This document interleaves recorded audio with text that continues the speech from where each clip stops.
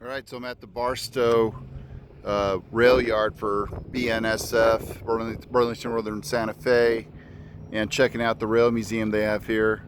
So behind me there, that's BNSF property. They want you off the rails, of course, so you don't get run over. That's probably one of the most active rail lines back there in the country. All those trains coming by are bringing stuff from the West Coast, from the ports, and taking it eastward. So some of the busiest rail lines in the world, also used by Union Pacific as well. So you'll see trains coming by 24/7, nonstop. And some of the stuff they have here looks like an old switcher. Not sure what kind that is. It's like an old EMD, Santa Fe, war bonnet, probably 1960s, 70 era locomotive, 6-axle, probably in the 3,000 horsepower range. It's got the big cab up front, which is pretty cool. What's neat about these is the locomotive end of it, or prime mover, which is the diesel engine, is encased, so you could essentially walk around the engine on the inside, on the interior of the locomotive. It's kind of cool. And of course, today that cab is more or less standard on EMD. Of course, it's been updated a hair, but that was kind of a forerunner of the modern day. I guess they call it like a safety cab. So there's more area for the crew indoors, and also probably makes it a little safer. It's got a wider nose. And there's a locomotive back there, another EMD. That's an SD40-2, which is still today a common locomotive that Union Pacific's actually rebuilt, like several thousand of them. They're still running today as kind of like yard hands, but they're pretty powerful.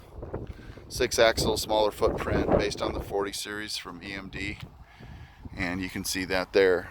It could probably use a rebuild, but it'd probably serve a railroad just fine today. The tracks that all these locomotives are sitting on are still connected to the yard here, so they can still access and pull. If they want to move something around, they can still do it. These are not like terminated rails or anything like that, so they can still be used if they want, or put new additions into the museum. So this museum here is pretty nice. They also have this brick walkway, and they keep up the landscaping, which is pretty awesome. So that is a nice touch. There's some cabooses in the background, a Union Pacific and a Santa Fe. I'm not sure who made the cabooses. There's an older locomotive, not sure who made that. Maybe it's an Alco. Probably a switcher.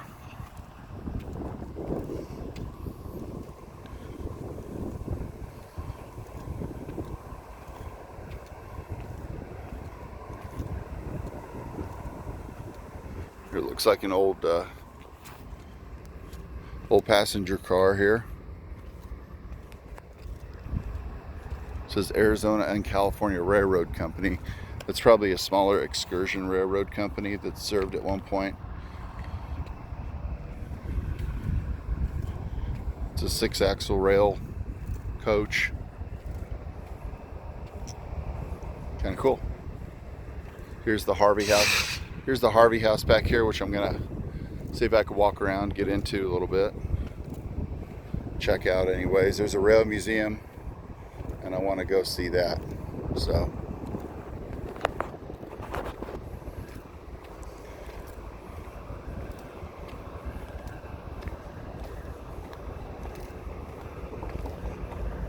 there's a BNSF. Looks like a staff member there in the SUV driving along.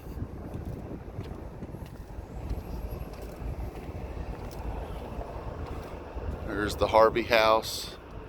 Oh, maybe I'm wrong on that. This says Casa del Desarito.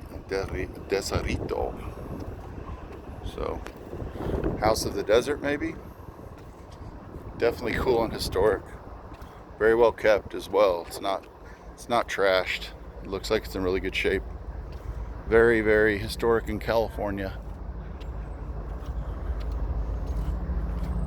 Yeah, it is the Harvey house. Okay.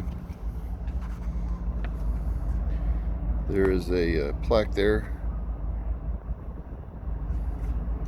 Barstow Harvey House.